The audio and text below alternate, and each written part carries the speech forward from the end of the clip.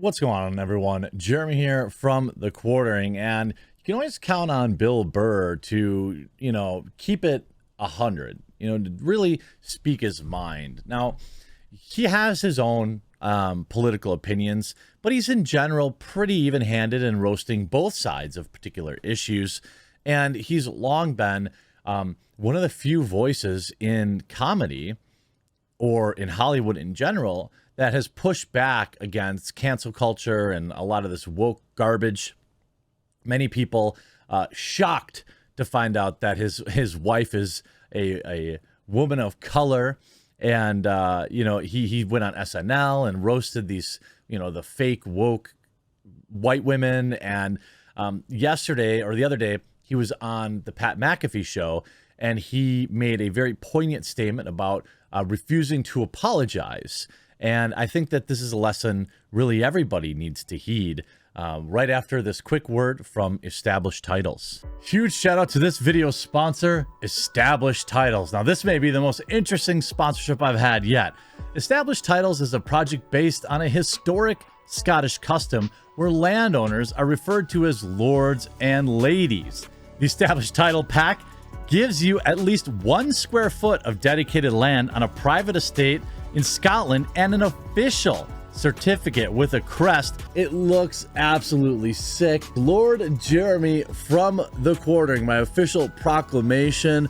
Also, remember that they have a charity partner, Trees for the Future, and One Tree Planted. They plant a tree for every single order, which is absolutely awesome. So you can get this sweet gift for someone or yourself. You can get a certificate proving your title, as well as a unique plot number with which you can see the exact location of your land.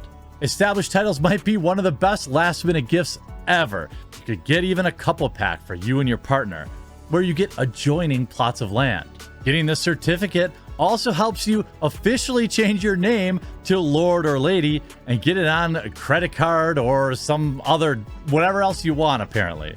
For those with Scottish heritage, it's also a great way to connect with family. Established Titles is having a great limited time sale, so go to establishedtitles.com/thequartering to save 10% off today. And remember to use the discount code thequartering, or just click the link below. That's establishedtitles.com/thequartering.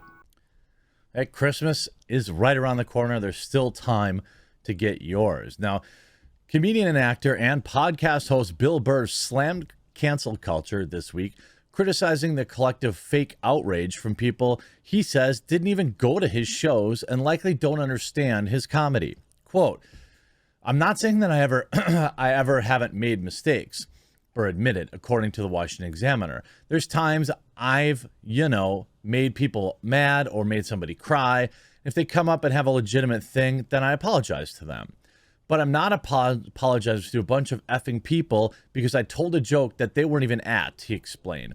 "I told a joke at a show you weren't at. Like, all right, so, how's that my fault?" During an appearance on the Pat McAfee show, Burr added that in his estimation, 85% of the country is reasonable, and there are idiots on both sides, a small percentage, by the way, a vocal minority, that make the most noise.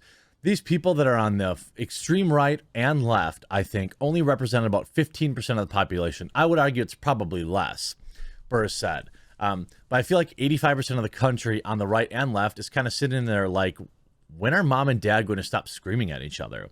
This summer, the Mandalorian actor pushed back against the liberal narrative on his podcast, ripping into treasonous, un-American CNN for the network Trump obsession and refusal to criticize the boring President Joe Biden because he's a Democrat. "I swear to God, I cannot believe people watch that channel. They're so dumb," Burr said at the time, according to Fox News. "They're effing treasonous, un-American pieces of garbage."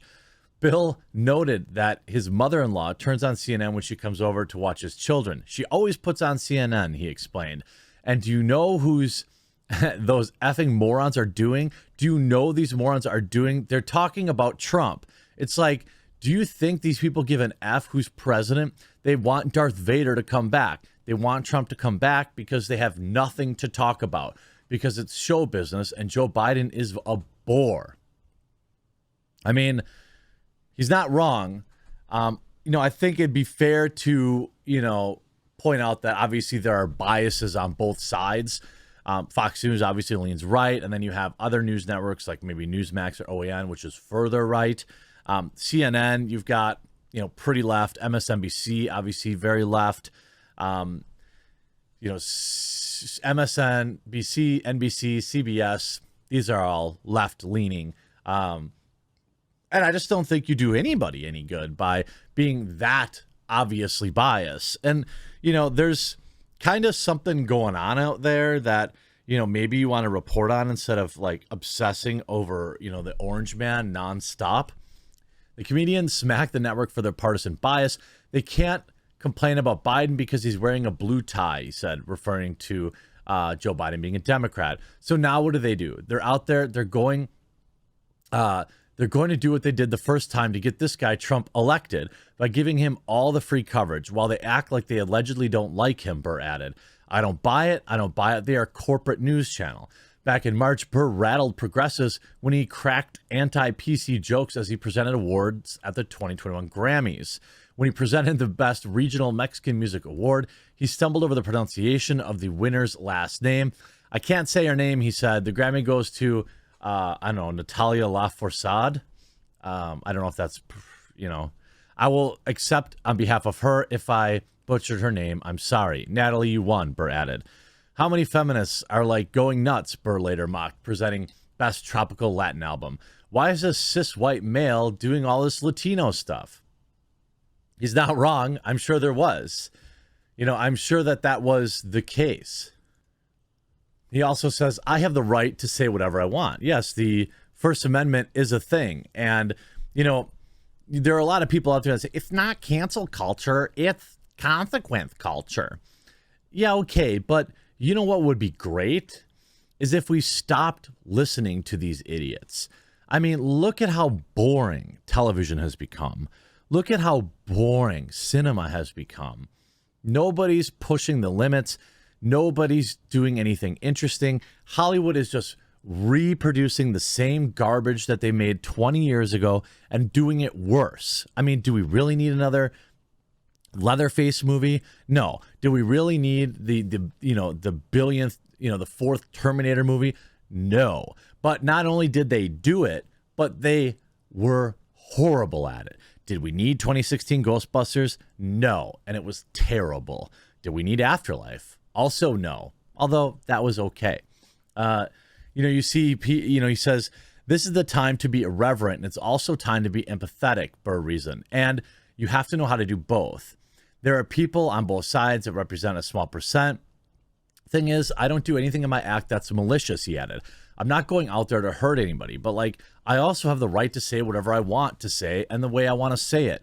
Burr admitted that, he's made mistakes in the past, and, others who have addressed cancel culture, comedian Al Franken, a former Democratic Minnesota senator, recently spoke out about being canceled after he was pressured to resign from the U.S. Senate in a wake of misconduct allegations.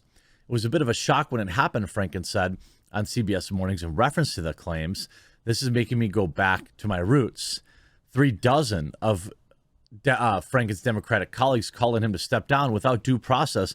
Later, 9 senators admitted they were wrong.